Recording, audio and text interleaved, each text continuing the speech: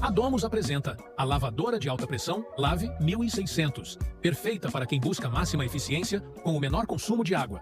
Enquanto uma torneira comum consome 1.800 litros por hora, a Lave 1600 reduz esse gasto para apenas 306 litros. Equipada com alça, rodas para transporte, suportes para a pistola e cabo elétrico.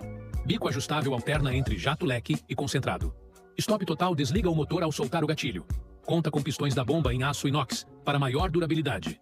Com 1600 e da LLBF de pressão máxima, motor de 1400 var e nível de ruído reduzido, a Lave 1600 é a aliada ideal para limpezas domésticas pesadas.